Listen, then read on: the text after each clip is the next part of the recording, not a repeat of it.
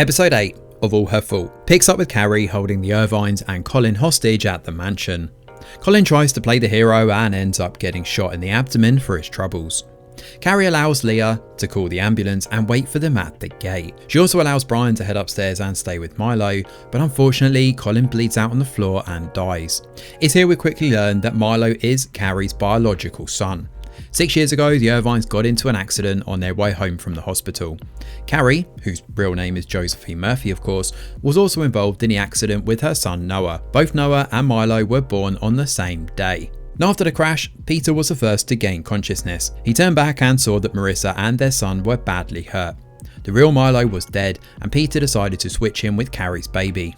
Now Carrie heard her baby crying, but everyone told her that she was hallucinating. No one ever believed her. Now Carrie goes on to beg Marissa to protect Milo from Peter. She is about to show Marissa some evidence on her phone when Peter moves towards her. Now Carrie falls back and tries to get free from Peter, and he grabs a gun and a struggle ensues. Even though Carrie basically lets him have the gun, Peter turns a gun on Carrie and shoots her, and he acts like it is self-defense, but Marissa knows it was an execution. She demands the truth and threatens to tell the police the truth about Carrie's death. Trapped, Peter finally admits to the baby swap he carried out 6 years ago. He makes Marissa promise to hide the truth so that they don't lose Milo. The police soon arrive and Marissa quickly grabs Carrie's phone and hides it in her pocket. Later, Peter tells the police that he acted in self-defense and Marissa backs him up. She checks Carrie's phone and finds a voice recording of Peter killing Carrie's dad in the motel.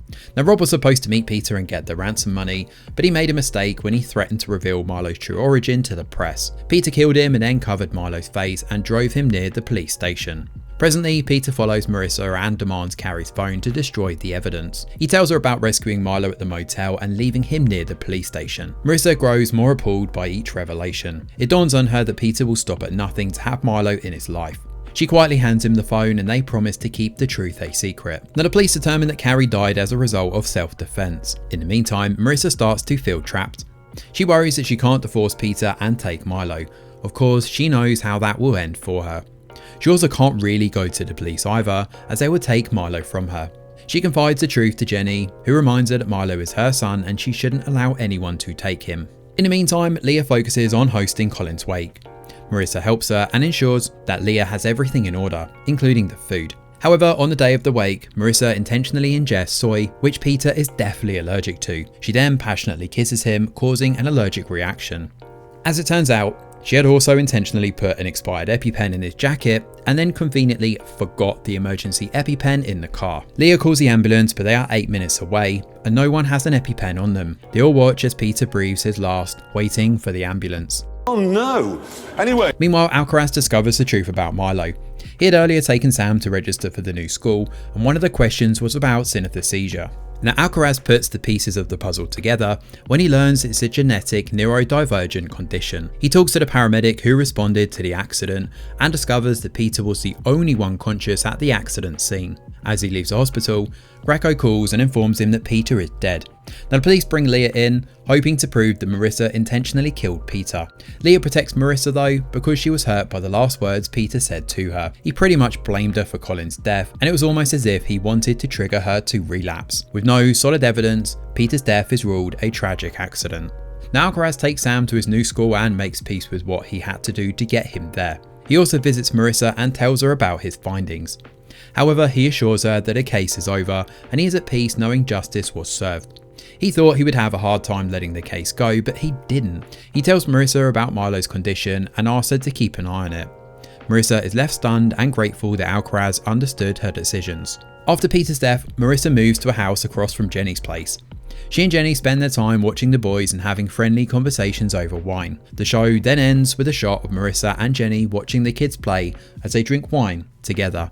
So All Her Fault comes to a close with a bewildering twist, and I don't really know what's more shocking, the baby switch or the way that Peter tried to rationalize it. He thought himself a god and he went about his life making decisions for everyone, believing he knew what was best for them. He basically destroyed Josephine's life and almost got away with it. Actually, he legally did get away with it. Peter's selfish actions that night led to 4 deaths. Marissa never even got to mourn her biological son. Carrie lost the one thing she was proud of all her life, and she essentially lost her son, her lover, her father, her child, and finally, her life. Meanwhile, Peter went on to continue ruining the lives of all his family members without an ounce of remorse. It's pretty infuriating to watch, and while we're obviously not going to sit here and condone murder, you can understand why Marissa actually killed him.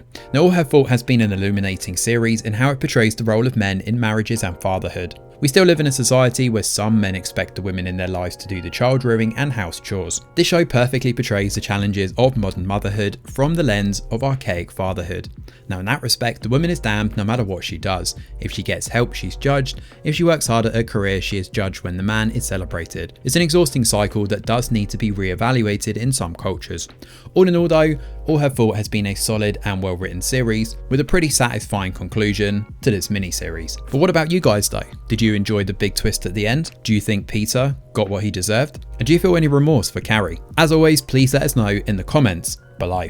Thanks for watching. Smash a like or subscribe to the channel, your support is very much appreciated. I'm Greg Wheeler, and from all of us over here at The Review Geek, we'll see you on the next video.